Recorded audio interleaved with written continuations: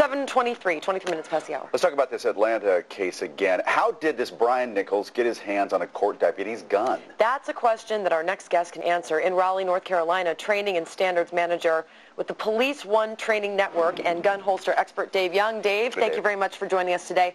I guess. Hi, good morning. How was this guy able to get the gun? Was it easier than it should have been? Well, I think one of the questions you want to address first is, was the officer conscious or unconscious at the time he tried to take the firearm away? If you remember a couple of years ago in Carthage, Texas, the Jeter case, the officer pulled a subject off the side of the road.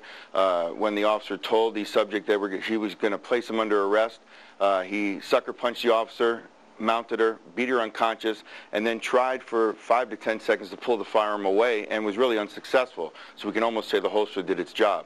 And Dave, I guess we're hearing now that this battle may have taken a couple of minutes inside this room. Who knows when the gun was actually taken from this deputy. Do we know what kind of a gun she had, or maybe you should just describe to us the different type of holsters that could have been in this case?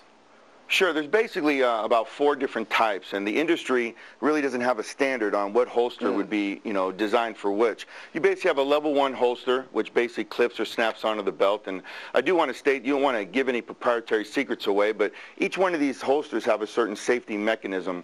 Basically, a level 1 is just secured from the tension and friction of the holster to the handgun. So basically, by taking it out and putting it back in, that is really the only tension designed for it.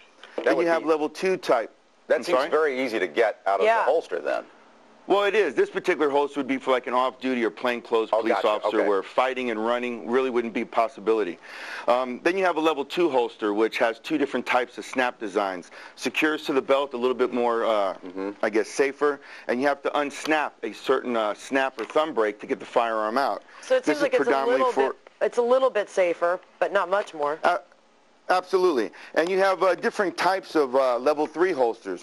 You have some that, in fact, let me just explain what a level 3 holster is. Sure. Once you grab the weapon and break the snap, the officer will have to do a couple of things: push, pull, twist. There's extra added safety features designed inside the holster.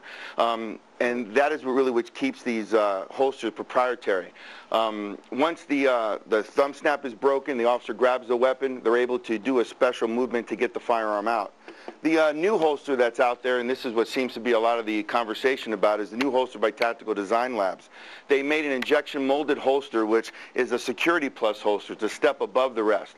In fact, it looks pretty easy to take the weapon out and put it back in, but what you do is you have added internal safety mechanisms that are built in an injection molded holster, so it's much more stronger and tougher and durable than some of the holsters that are currently out there now. You know, Dave, sometimes when I'm in courtrooms, it doesn't look like a SWAT team holster or anything like that most of the bailiffs or deputies have on. It looks more decorative in a way.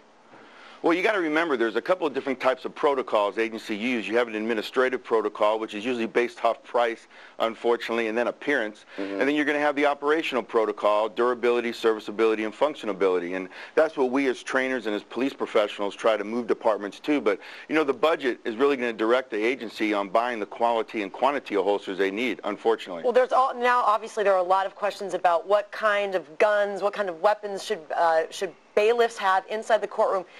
Based on your experience, your knowledge, your expertise, what kind of guns and holsters do you think that these bailiffs should have that are actually inside the courtroom?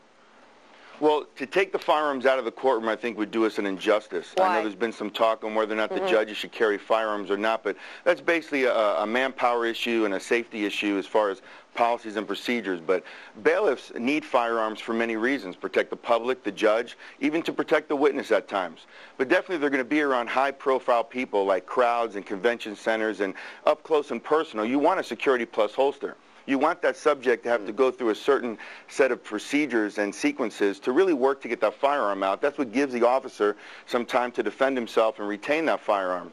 You have to remember that in a stressful situation, our officers act in the midbrain, which basically gross motor skills take over, and the fight for human instinct really has become a more vital aspect of our job than it has been in the past. So, maybe you answered this, in this one-on-one situation between the deputy and Brian Nichols in this room, should she have had a firearm on her at all?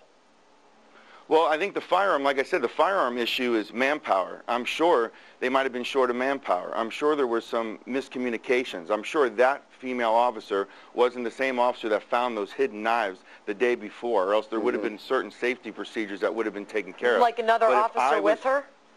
Absolutely. And if I was an officer in a courtroom, bailiff, school resource officers, any of these high visible places, security plus holsters are probably going to be the wave of the future. Yeah. Well, they say that they may be sending at least 450, maybe as many as 450 prisoners through this Fulton County courthouse every single day. No wonder they don't have enough manpower. My goodness. Well, there are well, issues about that. There are so many different people to look at, and unfortunately it's always a tragic loss when anyone loses their life, and everyone wants to point a finger to who might have been responsible. But I think there's so many different facets. What we really should do is take a series of points and do a lessons learned and learn from this so it doesn't happen again. And again, the person responsible for the killing is the killer. Is the guy that pulled the gun out of the holster in the first place. Dave Young with Police One Training Network, thank you very much for joining us this morning. We do appreciate it. Hey, thank you for your time. Good morning.